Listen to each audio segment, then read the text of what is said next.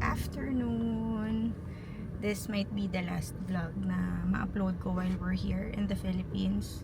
Kasi alis na kami. Sunday ng morning pupunta na kaming airport. So, hindi ko alam no. Kaming dalawa ni Peng, pati si Peng napapaisip gusto niya mag-extend. Nagtitingin kami ng ticket kung okay ba yung price, kung reasonable ba. Pero actually hindi pa namin naasikaso. Pero pareho kaming in denial. Nababalik pa kaming States. Pero just in case lang, baka yung next upload ko is in the States na. So, ngayon, umalis na naman ako dahil, umalis na naman ako mag-isa dahil sinusulit ko yung days na nandito ako sa Philippines. And malapit lang naman yung pupuntahan natin. Isip ko lang mag-check ng mga native items sa Dapitan Arcade. Wala akong planong bilihin. Gusto ko lang, alam nyo yun, alam nyo na. Gusto ko lang tumingin. Mahilig lang akong gumanon, tingin-tingin. Kung may mabili, hindi may mabili. Kung wala, okay lang din. Hindi naman sayang sa oras. Because just being sa mga place na gano'n, tingin-tingin, medyo nahahappy na ako. So, yun yung binabayaran natin lately. Yun yung what matters, diba? Basta happy ka, kahit na wala kang bilhin, okay lang yun. So, anyway, ayan, naka-stop light ngayon and medyo makatingin ako sa camera. Malungkot ako and I don't know if you can tell that, pero nagulat nga ako kasi pati si Peng, sobrang ayaw niya pa rin bumalik ng States. Mamimiss talaga namin yung naging lifestyle namin dito. Sobrang chill, sobrang relax lang. Everyday nakakapasyal kami, naaliw kami sa mga malls. Yung mga malls dito late nagsasara, not unlike sa States, diba? Parang 7 PM sarado na sila. Yun, nasulit naman namin yung mga mall. Hindi man madami yung napuntahan naming malls, naman, parang every weekend namamasyal talaga kami. Si Nox din, ewan ko kung nakwento ko sa vlog, pero si Nox, going back here, kinakausap ko siya, sabi ko dito na mag-school. Parang nanghihingi lang ako ng feedback. Sabi niya vacation lang daw, yun nandun pa kami sa States. Tapos ngayon na nandito na kami, umiiyak na siya, ayaw niya nang bumalik kami sa States. Nagustuhan niya rin talaga dito. And alam niyo yun, hindi lang ako na. So, sayang nga, kung alam ko lang na ganito yung magiging outcome, sana, wait lang, mag-left na tayo. Kung alam ko lang ganito yung magiging outcome, sana, pinaship ko na lahat ng gamit namin sa States. Kasi nandun pa rin lahat ng gamit namin, diba? Tapos, nagre-rent kami doon, kailangan ayusin lahat yun. So, talagang kailangan din namin bumalik talaga. So, ngayon, if ever, mag-e-extend kami, hindi ko sure, hindi pa final yun kasi minsan talagang sobrang mahal mag-extend. So anyway, sorry ako nagra-ramble ako kung ano-ano yung sinasabi ko. Pero yun, pupunta tayong Dapitan Arcade ngayon. Ayan, ako lang ulit mag-isa, tulog pa si Peng. Tapos, iniwan ko yung twins kay Ate Beck. Buti nandun din si T.I.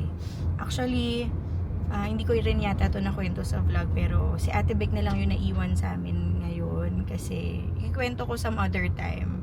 Meron akong bad experience kasi sa naging isang yaya. So, ayun, next time ikikwento ko to for sure. Pag nasa States na ako, I will have all the time to vlog doon at magkwento. Pero for now, eto muna tayo. Ayan, medyo na ko na rin mag-vlog ng nagda-drive kasi hindi naman mabilis yung takbo dito. Nakikita nyo naman, stop ako ng stop.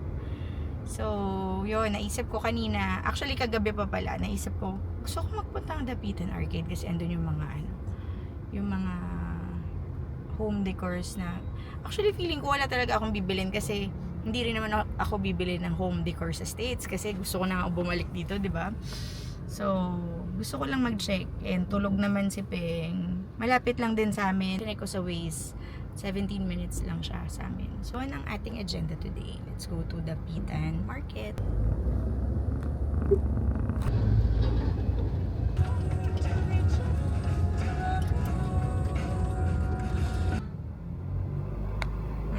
Ang ganda ng Bible verse, oh. We're here! Buti may parking, oh. Mismong harap. Ayan na tayo. Para maliit lang pala to, pero mag-check na lang tayo dito. Hindi ko alam paano ako maka-vlog. Hindi ko talaga alam. Let's see. Yung mga decors nila dito, ang gaganda, no? May plants rin pala. Ito, oh. Ayan, yung mga tinda nila dito. Mga home decor talaga. Ayan, check lang tayo. Meron ng Christmas decoration.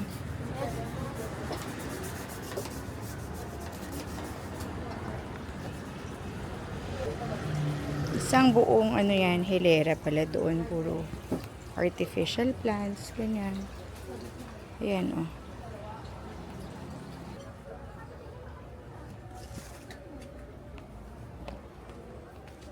Hello. Hello po. Hi. Pili na kayo, ma'am. Ito mga plates,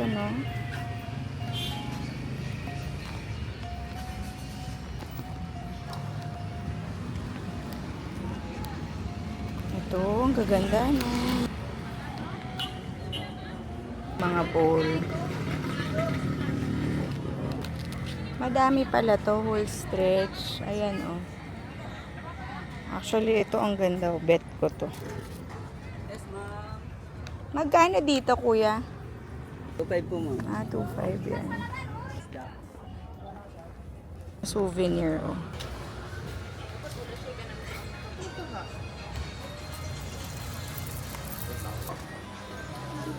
Yes, ma'am.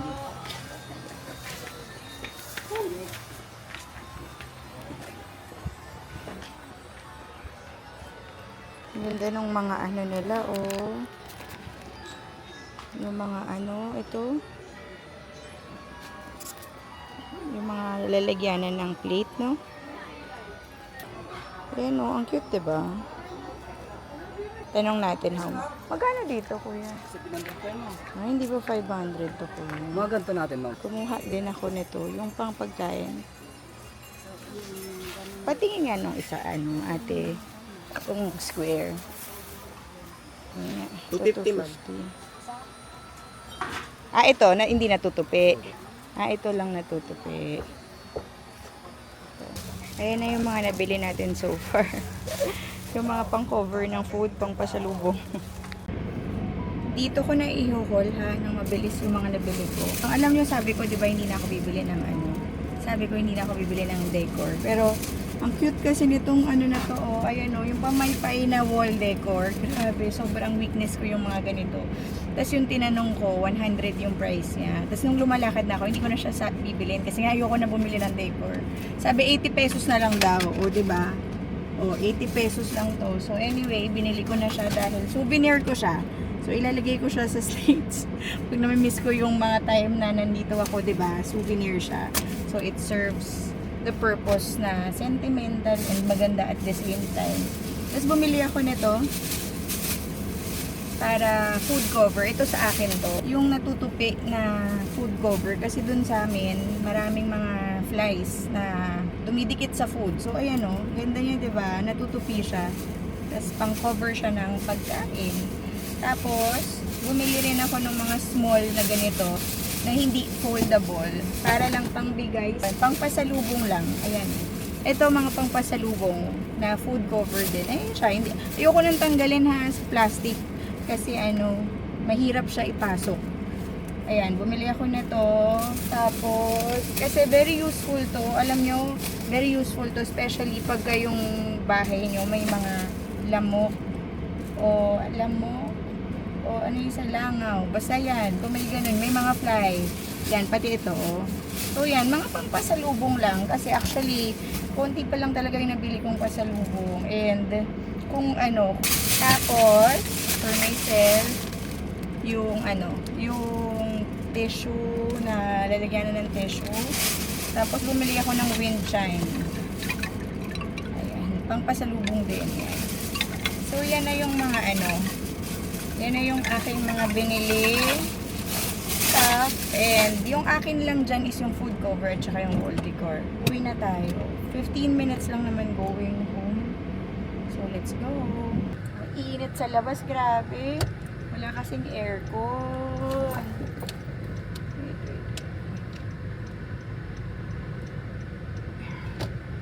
Ayan, actually hindi ko na vlog yung, wait lang, is this one way?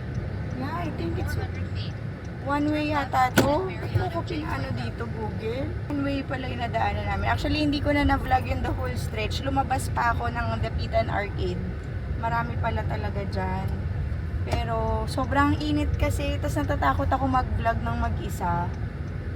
So, yung mga nakuha kong clips, yun na yung as kaya kong i-vlog. Nakauwi na ako. Na-deliver na rin ng Lazada yung binibili ko the other day. Ayan o. Favorite ko kasi talaga to, yung Lux Essentials White Tea and Ginger, pati Shangri-La. Yung 2 scent na yan, sobrang favorite ko. So, bumili ako ng mga pang giveaway. Kasi nga sobrang bango niya. Tapos magsastock rin ako sa bahay namin. Yan. Tapos bumili rin ako, Lux Essentials din to, yung pet cologne, peach, and bubble gum. Yung isa bigay natin kay TI para kay Cupcake. Sa Rogmag tayo. Kunin na natin yung picture dahil ready na siya. Kung maglakad na nakikita, Bayad kita ba? tayo ng buong mundo. Hawak-hawak ko Andito na yung ano. aming frame. Oh. Ganda. Hindi kami pwedeng manmili ng color ng frame. Walang white. Pag sa family, ano po nila? Ah, ito lang talaga. Ay, ganyan Ayan na din siya, oh. Tapos meron palang libreng mga ano rin, wallet size na nandito lahat. Kunin natin yung pinagawa namin sa Sunny's Midday. Pwede pala yun sa different branch nyo kukunin. Let's go! Hi, for pick up po kami. Na-message na po tayo. I think so. Oh, may nakusap na. Oo. Ano po last name, sir? Mendiola. Ayan yung unang glasses ni Peg. Patingin? Ah, ito yung second mo, no? Parang old school. Maliit lang. Parang 1990s yung. Patingin nga. Yan lang. Simple lang. Ito? Yeah. Actually, maluwag ng konti. Hindi iba yung sa'yo pag ano. Oo, pero maliit. Hindi malaking ano. Ito rin, medyo loose siya ng konti. Ah, maganda siya.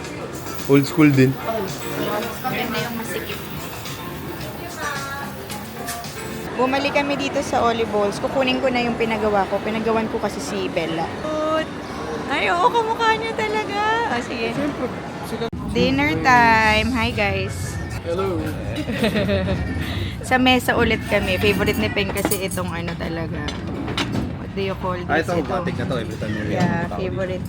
Ito ngayon ko palang matatry. Mukhang masarap. Yung crispy tilapia. Hindi ko Tikman pa natin yan. Hindi pa. Sa Manam yun. Hindi pa. Coffee muna tayo.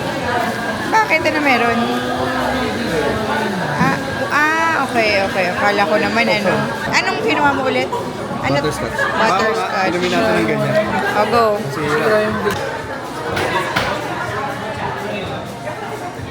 Sarap.